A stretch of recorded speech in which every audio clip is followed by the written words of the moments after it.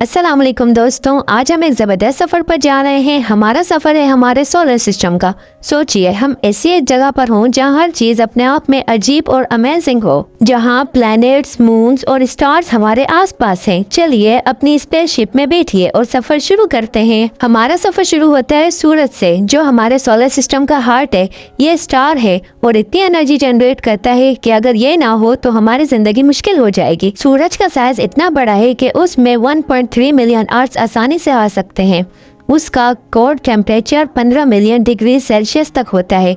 सूरज का अपना एक ग्रेविटी फील्ड है जो हमारे सारे प्लैनेट्स को अपनी ऑर्बिट में रखता है। अब हम आ गए हैं मर्क्यूरी, जो सूरज के सबसे करीब है।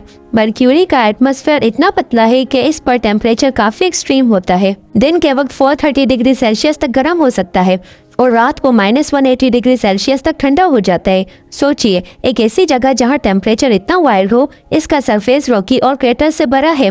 मर्क्यूरी एक बैरन प्लैनेट है जहां लाइफ के लिए कोई पॉसिबिलिटी नहीं है। अब हम आ गए हैं वीनस, जो अर्थ का ट्विन समझा जाता है, लेकिन ये इतना डेंजरस है। वीनस का एटमॉस्फेयर कार्बन डाइऑक्साइड से भरा है और उसके सरफेस पर सल्फ्यूरिक एसिड के क्लाउड्स हैं। 460 सेल्सियस डिग्री का टेम्परेचर वीनस को सूरज से ज्यादा गर्म बना देता है। वीनस का एटमॉस्फेयर अपनी ग्रेविटी के साथ काफी हैवी है, जो उसको एक हेलिश प्लेनेट बना देता है। वीनस पे लाइफ के आइडिया भी मुमकिन नहीं है। अब हम अपने घर अर्थ पर आ गए हैं। अर्थ काफी यूनिक है। यह हैबिटेबल जोन में है, मतलब ना ये बहुत गर्म है ना बहुत ज्यादा ठंडा। अर्थ की खास बात यह है कि यहाँ पानी है जो जिंदगी के लिए जरूरी है। हमारे प्लेनेट का एटमॉस्फेयर ऑक्सीजन और नाइट्रोजन से बना है, जो लाइफ को सपोर्ट करता है। ये हमारे सोलर सिस्टम का एक परफेक्ट प्लेनेट है जहाँ हर चीज बैलेंस में है।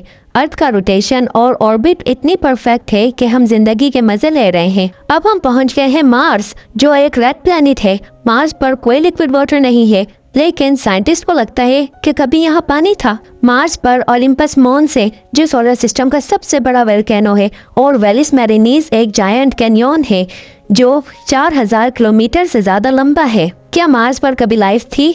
इस सवाल का अभी तक जवाब नहीं मिला, लेकिन मार्स को एक्सप्लोर करना अभी भी स्पेस रिसर्चर्स के लिए एक बड़ा चैलेंज है। अब हम आ गए हैं जुपिटर के पास, जो सोलर सिस्टम का सबसे बड़ा प्लैनेट है।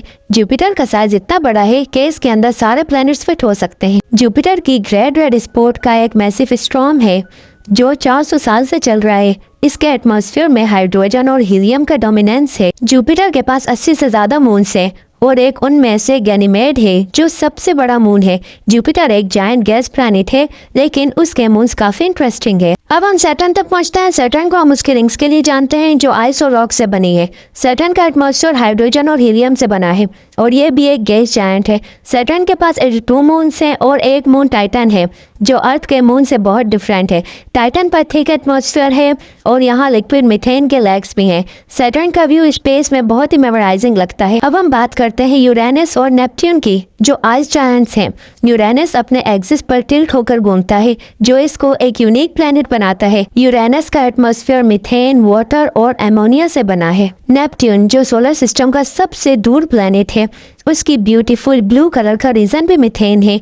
नेपट्यून पर बहुत तेजी से हवा चलती है और वाइंड स्पीड 2100 किलोमीटर तक पहुंच सकती है। ये प्लैनेट अपने एक्सट्रीम वाइंड्स और ब्लू क्लाउड्स के लिए मशहूर है। सोलर सिस्टम के आउटर एज पर क्यूपिटर बेल्ट और ऊट क्लाउड हैं। क्यूपिटर बेल्ट में बहुत सारे आइसी बॉडीज और ड्वार्फ प्लैनेट्स हैं, जैसे प्लूटो। प्लूटो को हमने पहले प्लैनेट समझा था, लेकिन अब ये एक ड्वार्फ प्लैनेट है।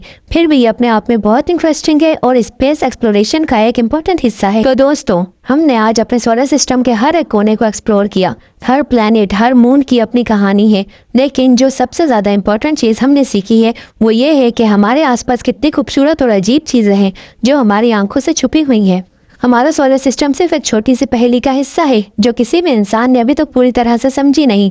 अगर हम ये सोच सकते हैं कि एक दिन हम दूसरे प्लैनेट्स पर जा सकते हैं या उनके बीच में सफ़र कर सकते हैं, तो क्यों ना हम अपनी ज़िंदगी में भी अपनी सोच और ड्रीम्स को एक्सपेंड करें। स्पेस का सफ़र सिर्फ हमारे लिए एक लेसन नहीं है, बल्कि ये हमें ये भी याद दिलाता है कि हम कितना छोटा हिस्सा है इस इन्फिनाइट यूनिवर्स का, लेकिन हमारी क्यूरियोसिटी और एक्सप्लोरेशन का जज्बा हमेशा हमारे साथ रहेगा।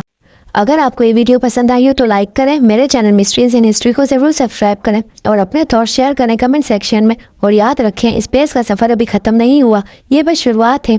आपका अगला सफ़र कहाँ हो सकता है यह सिर्फ वक्त ही बताएगा। मिलते हैं नेक्स्ट वीडियो में, तब तक अपना ख्याल रखना। अल्लाह हाफिज़।